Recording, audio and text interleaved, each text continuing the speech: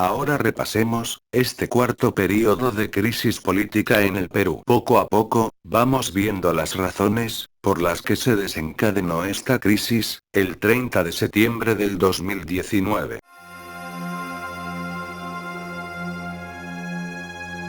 La crisis en el sistema judicial peruano. El 7 de julio de 2018, el portal de investigación IDL Reporteros, liderado por el periodista Gustavo Gorriti, difundió una serie de audios a través del programa periodístico Panorama. Se destapó así un grave escándalo de corrupción, denominado CNM Audios o caso Corte y Corrupción.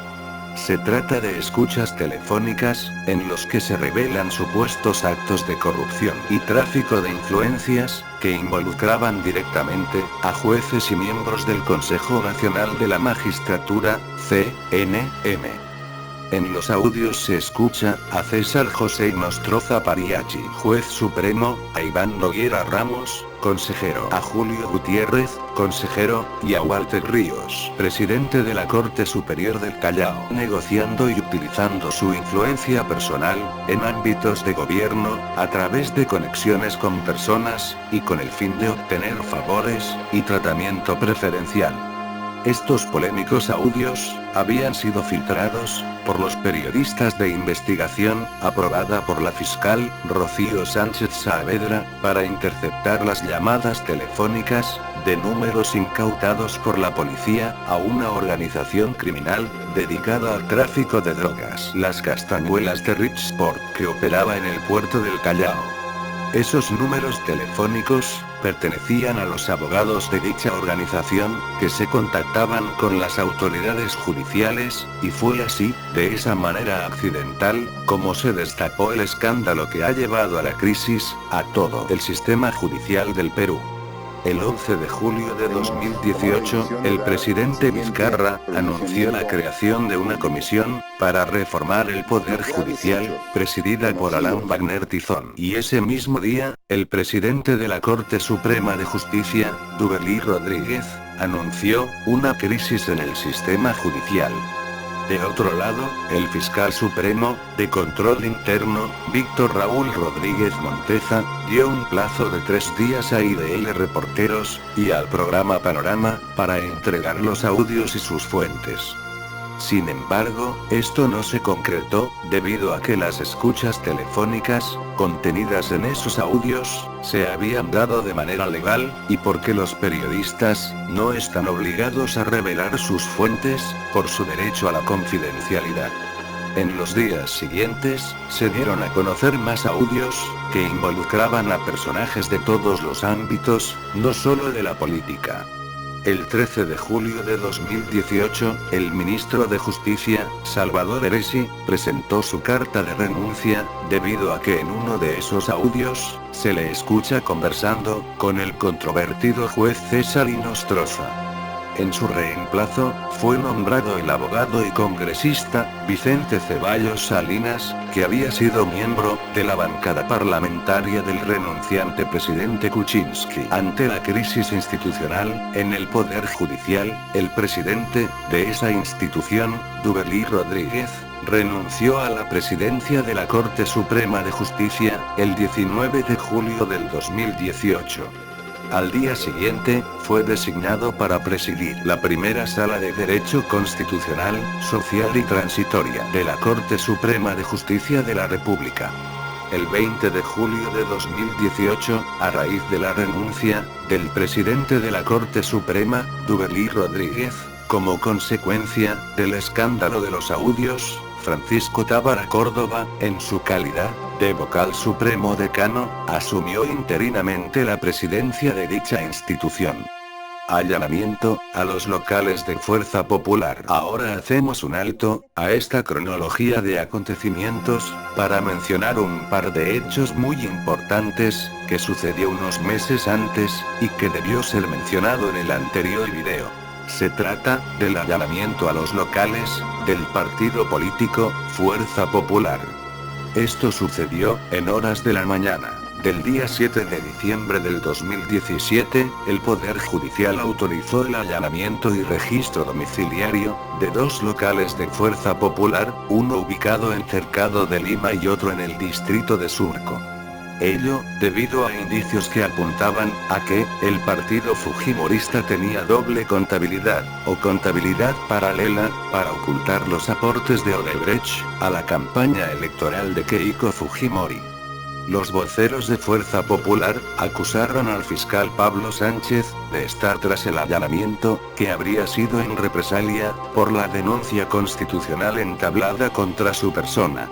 Asimismo, el 5 de marzo del 2018, fue allanado las viviendas de dos dirigentes del partido, Jaime Yoshiyama y Augusto Bedoya, luego que el directivo de Odebrecht aseguró haber entregado, para la campaña, $1 millón. Ahora continuamos con la cronología de hechos. La juramentación de Pedro Chávarri, como nuevo fiscal de la Nación.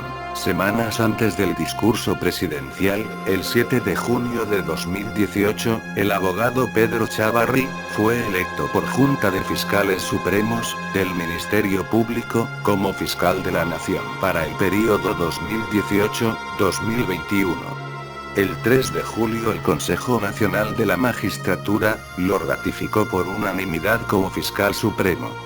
12 días después, el 19 de julio de 2018, se difundió un audio entre el juez César Inostroza y el electo fiscal de la Nación, Pedro Chávarri, lo cual causó protestas masivas a nivel nacional para pedir su renuncia. Sin embargo, el 20 de julio de 2018, juramentó como fiscal de la Nación.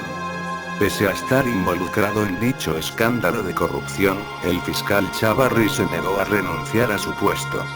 El día de la ceremonia, no asistió el presidente Vizcarra, en una clara muestra de su desacuerdo con su juramentación.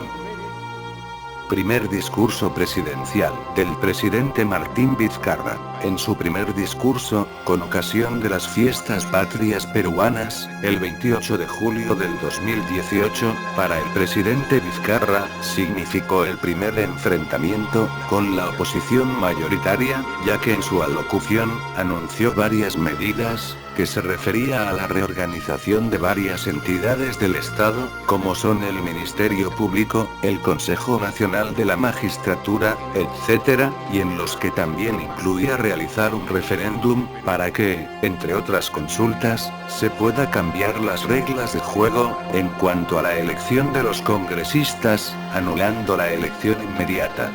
Esta propuesta fue muy criticado por la oposición. La anulación del indulto al expresidente Alberto Fujimori. Dos de los crímenes, por los cuales Fujimori fue sentenciado a 25 años de prisión, en abril del 2009, las matanzas de Barrios Altos y la Cantuta, cuentan con resoluciones de la Corte Interamericana de Derechos Humanos, de obligado cumplimiento para el Estado peruano. Por ello, las víctimas y deudos de estas masacres, solicitaron, en febrero del 2018, a la Corte, que revisaran la amnistía. Y esta, dispuso que la justicia peruana, decidiera, si el indulto se adecuaba, a las normas de la Convención Interamericana de Derechos Humanos, un proceso llamado, control de convencionalidad. La resolución de la Corte, de 225 páginas, indica que el control de convencionalidad consiste en evaluar el cumplimiento íntegro y de buena fe del fallo, y que las decisiones de la Corte Interamericana de Derechos Humanos no se vean mermadas por la aplicación de normas nacionales contrarias, o por decisiones judiciales y administrativas que hagan ilusorio su cumplimiento.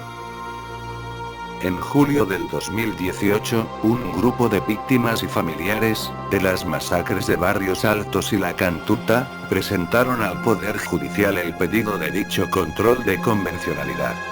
Tras escuchar a los abogados de las partes, la justicia peruana concluyó que el indulto es inaplicable. En la resolución, el magistrado supremo, Hugo Núñez Julca, analiza los hechos políticos de diciembre del 2017, que empujaron a Kuczynski a firmar el indulto para Fujimori, y cuestiona la forma, la velocidad e irregularidades del trámite concedido por parte del entonces presidente. Una hora después de conocida la resolución del órgano de la Corte Suprema, la líder de Fuerza Popular y cabeza de la oposición, Keiko Fujimori, visitó la casa de su padre y rompió a llorar ante los medios de comunicación. Es uno de los días más tristes en nuestra vida, es extremadamente doloroso que un juez le haya quitado la libertad, señalando que no está moribundo, y no tiene derecho a un indulto humanitario, porque habría errores en la tramitación, expresó. El 3 de octubre del 2018, el Poder Judicial dictó órdenes de ubicación y captura contra el expresidente Alberto Fujimori. Sus abogados tuvieron 5 días, desde el 4 de octubre, para sustentar un recurso de apelación. El 9 de octubre, se rechazó la apelación que presentaron sus abogados. Seguidamente, el juez ordenó ubicarlo y capturarlo, a fin de que sea reingresado a prisión. Fujimori, en la clínica Centenario, envió un mensaje donde se encontraba internado. Este mensaje fue difundido el 5 de octubre de 2018. Decirle hoy a las autoridades y a los políticos, por favor, no me usen como arma política, porque ya no tengo fuerza para resistirlo. Quiero pedirle al presidente de la República, a los miembros del Poder Judicial, una sola cosa. Por favor, no me maten. Si regreso a prisión, mi corazón no lo va a soportar. Está demasiado débil para volver a pasar por lo mismo. No me condenen a muerte. Ya no doy más. En consecuencia de la anulación del indulto, los legisladores afines al fujimorismo aprobarían una serie de reformas, entre ellas se destacan: una, que valida la reelección inmediata de los diputados. Reinstala 2 cámaras en el Congreso, e indica que sus miembros se llamarán parlamentarios. Elimina el mecanismo de cuestión de confianza, que permite al presidente cerrar el Congreso. Quita la obligación de los legisladores de presentar una declaración de sus bienes patrimoniales. Excluye los principios de conducta intachable y paridad. Rechaza el criterio de representación de la población indígena. Fujimori regresó a prisión el 23 de enero del 2019, luego de estar internado 112 días en una clínica local. Allí se había internado, después de que un juez anulase a comienzos de octubre del 2018 el indulto humanitario, que dictó el exmandatario Kuczynski, en la Nochebuena de 2017. La detención de la líder de oposición, Keiko Fujimori. El 10 de octubre, mientras Keiko Fujimori asistía a una diligencia judicial, fue detenida por la División de Investigación de Delitos de Alta Complejidad. Del 10 al 17 de octubre de 2018, Fujimori Iguchi permaneció recluida en la sede de la División de Investigación Criminal, en el distrito de Lima, tras la orden de detención preliminar, dictada por el titular del primer Juzgado Nacional de Investigación Preparatoria, Richard Concepción Caruancho, contra Fujimori y otras 19 personas relacionadas al caso Cócteles, en el que se incluye la presencia del conglomerado brasileño Odebrecht, ante un posible peligro de fuga por parte de Fujimori al extranjero. Crisis en el partido Fuerza Popular. La situación de Keiko Fujimori, implicada seriamente en el caso Odebrecht, por supuestamente haber recibido dinero ilícito para sus campañas electorales del 2011 y 2016, llevó a su partido Fuerza Popular a una crisis interna. durante las audiencias judiciales, para sustentar el pedido de prisión preventiva contra Keiko, el fiscal José Domingo Pérez, dio una serie de argumentos para sustentar que en el seno del partido se había constituido una organización criminal.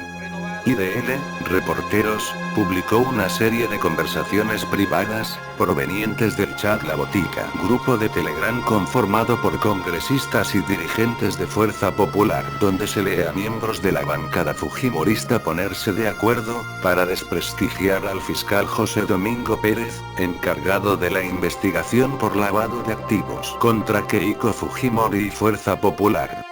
Se sabe que dicho material fue proporcionado por uno de los testigos protegidos de la fiscalía, el congresista Rolando Reatelli. El congresista Francesco Petrozzi renunció a la bancada de Fuerza Popular. El presidente del Congreso, Daniel Salaverry, pidió licencia a su partido, pues consideraba que su alta investidura le obligaba a mantenerse al margen de la política partidaria. Se reveló que el congresista Rolando Reatelli de Fuerza Popular era uno de los testigos de la fiscalía en el caso Keiko Fujimori. Decisión que tomó Reatelli, según él, al verse abandonado por la dirigencia de su partido, luego que fuera involucrado en la captación de aportantes fantasmas para la campaña de Keiko del 2011. José Klimper Ackerman renunció a la secretaría general de Fuerza Popular, luego de que el gerente de una radio local revelara al fiscal Pérez haber recibido de manos de Klimper $200.000 en efectivo, como pago de un contrato de publicidad en el 2011, lo que sería un indicio de lavado de activos. Se anunció la reestructuración general del partido, nombrándose un comité de emergencia, encabezado por el congresista Miguel Torres. El 28 de noviembre de 2018, la congresista de Fuerza Popular, Úrsula Letona, renunció a su bancada, aduciendo que no quería ser causa de división a la misma, a raíz de un enfrentamiento que tuvo con su colega Jenny Vilcatoma, que la acusó de bloquear una propuesta para investigar, en la Comisión de Fiscalización, supuestas irregularidades detectadas en un organismo del Estado. A principios del 2019, 4 congresistas de Fuerza Popular renunciaron a su partido tras la anunciada moción de censura contra el presidente del Congreso Salaverry. Ellos fueron Miguel Castro, Rolando Reatelli, Yesenia Ponce y Glider Ushñawa. También Salaverry, quien en una sesión del Pleno fue calificado de traidor, oficializó su renuncia al partido. El 18 de enero de 2019, otro congresista de Fuerza Popular, Israel Lazo, presentó su renuncia irrevocable. En junio de 2019, ocurrieron otras 2 bajas. Mary Cuadros y Francisco Villavicencio. De 73 congresistas que tuvo al principio, la bancada de Fuerza Popular quedó reducida a 53. De otro lado, 2 congresistas de Fuerza Popular fueron suspendidos por 120 días sin goce de haber, por haber sido denunciados por tocamientos indebidos. Ellos fueron Moisés Mamani, acusado por una aeromoza de la aerolínea LATAM, y Luis López Vilela, acusado por la congresista Paloma Noceda. El Poder Judicial pidió al Congreso el levantamiento de la inmunidad a Mamani para procesarlo, lo que fue aprobado por el Pleno del Congreso el 8 de marzo de 2019. El 26 de febrero de 2019, el congresista Héctor Becerril, antiguo vocero de la bancada fujimorista, solicitó licencia temporal a su bancada, al verse involucrado en un presunto cobro de sobornos, para intervenir a favor de una empresa en una licitación en Lambayeque, en la que también se habían implicado sus hermanos. Roces entre Ejecutivo y Legislativo, por el asunto del juez César Inostroza. Hubo también roces entre el Ejecutivo y el Legislativo, por el asunto del juez Inostroza y el fiscal Chavarri. Los voceros del gobierno, así como las demás bancadas del Congreso, acusaron a la bancada fujimorista de blindar o proteger a Inostroza, debido a que no agilizaban su destitución e inhabilitación como juez supremo, algo que la opinión pública demandaba. También hubo la impresión de que el fiscal de la Nación, Pedro Chávarri, que ya desde agosto de 2018, fue incluido en un informe de la Fiscalía del Callao, como parte integrante de los cuellos blancos del puerto, recibía el respaldo del fujimorismo en el Congreso. El tema de Inostroza pasó por la Comisión Permanente del Congreso, donde, si bien hubo votación favorable para su destitución e inhabilitación por 10 años, no ocurrió lo mismo en la votación para denunciarlo como cabecilla de una organización criminal. Los 18 congresistas fujimoristas integrantes de la comisión, que constituían una mayoría frente al resto de 8 congresistas, integrantes de otras fuerzas políticas, votaron en contra, y según algunos analistas fue una manera de blindar al juez, para que no respondiera ante la fiscalía.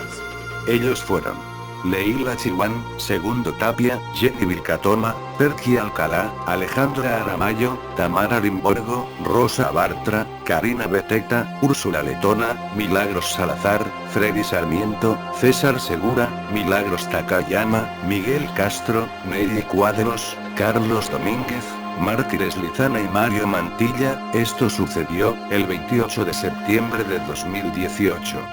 Una de las publicaciones del chat La Botica revelaron precisamente la manera en que los congresistas fujimoristas se ponían de acuerdo para hacer dicho blindaje.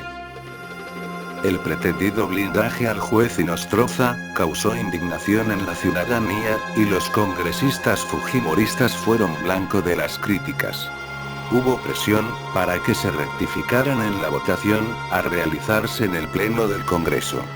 Efectivamente, el 5 de octubre de 2018, el Congreso en pleno, luego de escuchar la defensa del mismo Inostroza, aprobó destituirlo e inhabilitarlo de toda función pública por 10 años, así como acusarlo de 4 delitos: patrocinio ilegal, tráfico de influencias, negociación incompatible y pertenencia a una organización criminal.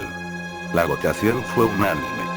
También los miembros del Consejo de la Magistratura fueron destituidos y acusados de diversos cargos, aunque no el de pertenecer a una organización criminal. En cuanto al fiscal Chávarri, siguió aferrándose a su cargo de fiscal de la Nación, aduciendo que el Ministerio Público era un ente autónomo. Incluso, al ser criticado por el mismo presidente Vizcarra, le amenazó con investigarlo y hacer tramitar las 46 denuncias que tenía, 43 de ellas cuando fue gobernador de Moquegua. El congresista oficialista, Juan Cheput, presentó ante la Comisión de Acusaciones Constitucionales del Congreso un informe contra el fiscal Chávarri, recomendando su destitución e inhabilitación por 10 años. El informe fue rechazado por una mayoría, conformada por fujimoristas y apristas. Se justificó esa decisión arguyendo que el informe mostraba falencias. Todo esto sucedió el 11 de octubre de 2018. También se rechazó un pedido para suspender e inhabilitar al congresista fujimorista Héctor Becerril, involucrado en algunos audios. Debate en el Congreso de los proyectos de reforma constitucional. Transcurrido más de un mes del anuncio presidencial del 28 de julio de 2018, el Congreso no daba señales de avanzar en el debate de los proyectos de reforma constitucional. Cuando por fin el 14 de septiembre, se sometió en la Comisión de Justicia, la aprobación del dictamen sobre la reforma del Consejo Nacional de la Magistratura, ella se frustró por la abstención de los representantes de Fuerza Popular. La fujimorista Úrsula Letona, miembro de la Comisión de Justicia, calificó el dictamen propuesto como un mamarracho. Esto fue lo que colmó la paciencia del Ejecutivo. En la noche del domingo 16 de septiembre del 2018, Vizcarra dio un mensaje a la nación televisado, en el que anunció que plantearía cuestión de confianza, en vista de la demora del Congreso en aprobar los proyectos de reforma constitucional. Para tal efecto, dio una resolución suprema, al día siguiente, convocando a una sesión extraordinaria del Congreso, para el miércoles 19 de septiembre, en la que se presentaría el primer ministro, para sustentar la cuestión de confianza. Según la interpretación del Ejecutivo, si se negaba la confianza al Consejo de Ministros, se trataría de la segunda negativa, pues la primera había ocurrido con el gabinete Zabala el año anterior, y por ende, el Ejecutivo podría disolver el Congreso y convocar a nuevas elecciones parlamentarias, tal como lo establece el artículo 134 de la Constitución del Perú.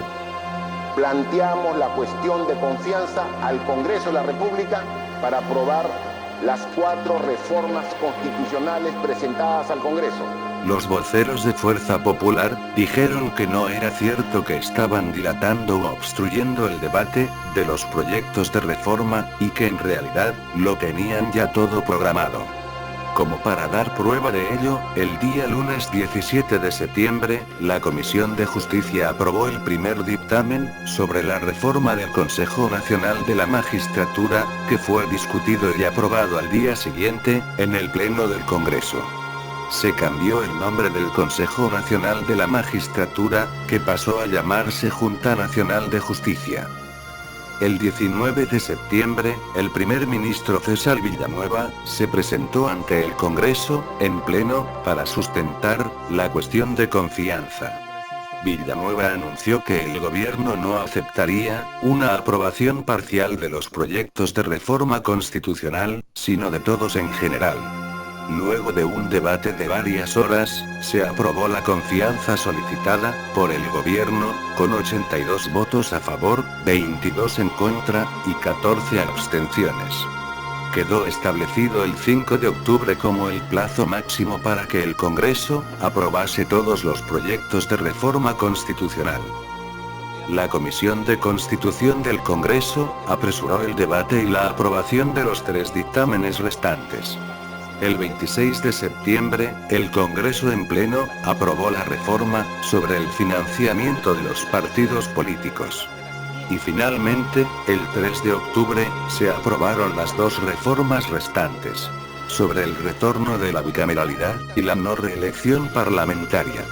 En cuanto a la primera, se acordó que el nuevo Congreso bicameral se denominaría Parlamento Nacional, y que constaría de 130 diputados y 50 senadores. Es decir, se aumentaría el número de parlamentarios de 130 a 180. En la madrugada del día 4 de octubre, el Congreso acordó por votación abrumadora que las autógrafas de las 4 reformas constitucionales planteadas por el Ejecutivo fuesen remitidas a la Presidencia de la República para que continuaran su trámite y pudieran someterse a referéndum. Como dato anecdótico, el congresista Víctor Andrés García Belaúnde planteó cuestión previa exigiendo la presencia de los ministros congresistas César Villanueva y Vicente Ceballos, para que defendieran ante el Pleno la posición del gobierno sobre las reformas planteadas. Y efectivamente, Villanueva y Ceballos se presentaron en el hemiciclo del Congreso ya cerca de la medianoche. De esa manera el Congreso cumplió con el plazo dado por el Ejecutivo. El 9 de octubre de 2018, Vizcarra promulgó el decreto para someter a consulta popular los 4 proyectos de reforma constitucional, mediante un referéndum que fue fijado para el 9 de diciembre del mismo año.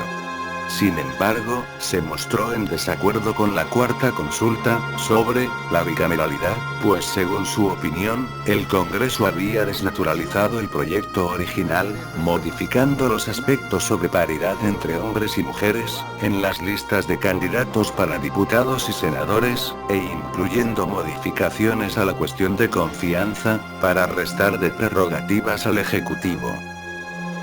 La fuga del magistrado César Inostroza. el destituido juez Inostroza, al cual le pesaba una orden de impedimento de salida del país, desde el 13 de julio por los supuestos delitos de cohecho pasivo y cohecho activo, por un plazo de 4 meses. Salió del país de manera ilegal, violando la ley y saliendo de manera clandestina por el norte del país, el 7 de octubre, en horas de la madrugada.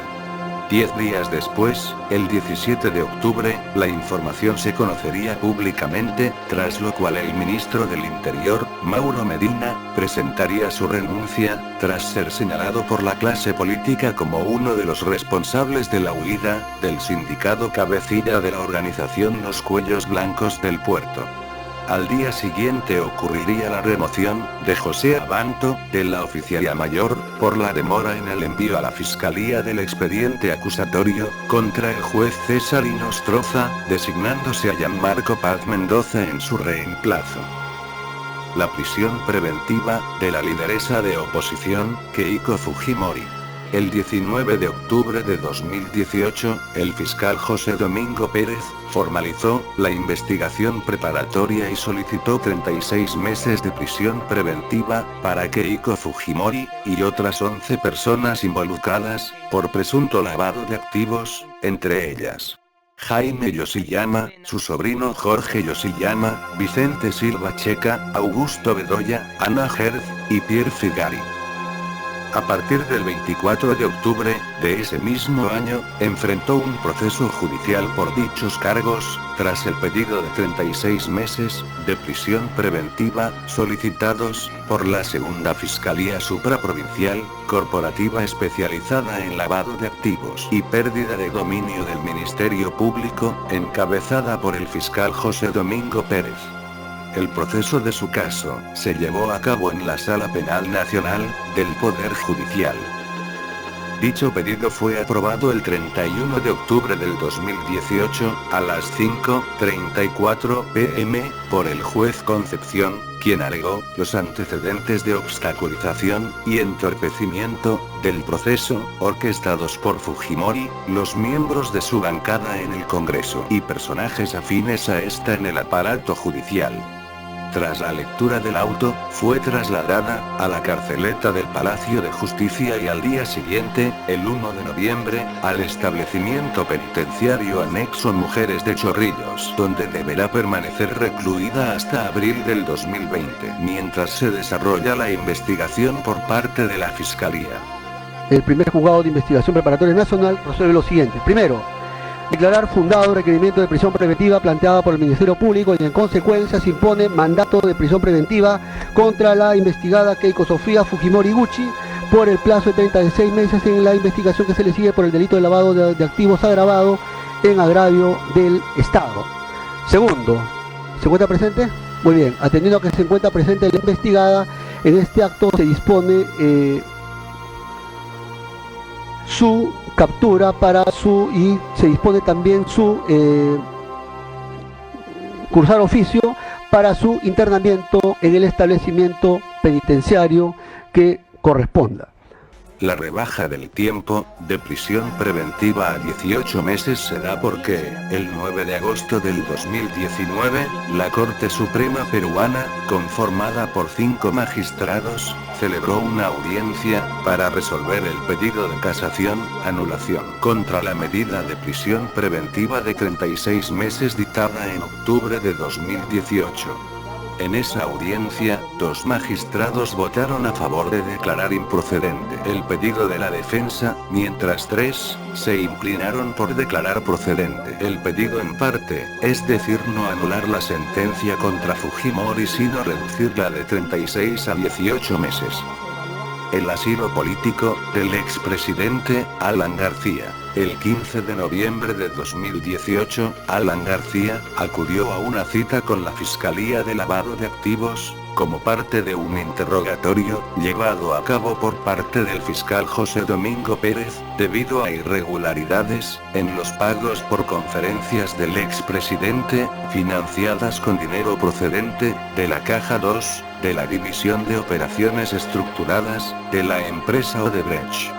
Ante esto la Fiscalía dictó orden de impedimento de salida del país, por 18 meses para García. A pesar que en un primer momento, dijo estar a disposición de la justicia, esa misma noche, acudió a la casa de Carlos Alejandro Barros, embajador de Uruguay, en donde permaneció hasta el 3 de diciembre de 2018, cuando Tabaré Vázquez, presidente de dicho país, anunció el rechazo al pedido de asilo de Alan García, al considerar que en el Perú funcionaban los tres poderes del Estado con libertad y sin persecución política. Referéndum 2018. El 9 de diciembre de 2018, se realizó el referéndum por las reformas constitucionales y la segunda vuelta de las elecciones regionales, en 15 regiones. Las 4 preguntas del referéndum fueron: 1.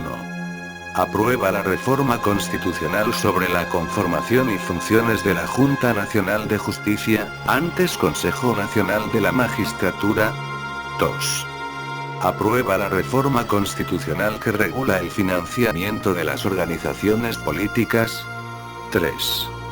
¿Aprueba la reforma constitucional que prohíbe la reelección inmediata de parlamentarios de la República? 4. ¿Aprueba la reforma constitucional que establece la bicameralidad en el Congreso de la República? Las 3 primeras preguntas obtuvieron pues, un abrumador apoyo, mientras que la última, referida a la creación de un Congreso bicameral, fue rechazada mayoritariamente, todo lo cual, se interpretó como un triunfo del gobierno. Cabe decir, que esta última pregunta rechazada, fue por pedido expreso de Vizcarra, ya que consideraba, que el proyecto inicial, había sido desnaturalizado en el Congreso.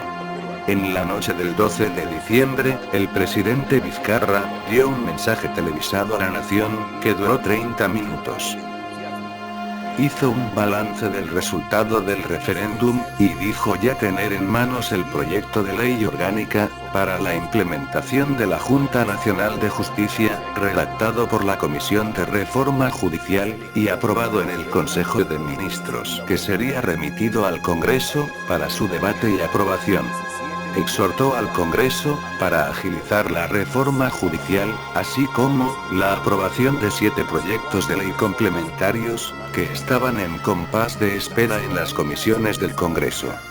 Anunció también la creación de una comisión de alto nivel, cuya finalidad sería presentar al Congreso de la República, propuestas para la reforma política, que se sumaría así a la reforma judicial. Hizo finalmente un recuento de su gestión por sectores. El presidente del Congreso, Daniel Salaverry, anunció que la legislatura se extendería hasta el 1 de febrero del 2019, para atender los casos pendientes, entre ellas la implementación de la reforma judicial. En este cuarto periodo, hemos visto cómo va desarrollándose picos de crisis, en la que desencadena, finalmente, con el cierre del Congreso, en septiembre del 2019. Al igual que, en el video anterior, aparecen nuevos actores, nuevos temas, nuevas coyunturas. Se agradece mucho su atención, prometemos seguir recopilando información, material, y datos de la historia, de forma cronológica y ordenada. Próximamente les haremos una nueva entrega con el desarrollo de la quinta crisis en la política peruana. Muchas gracias.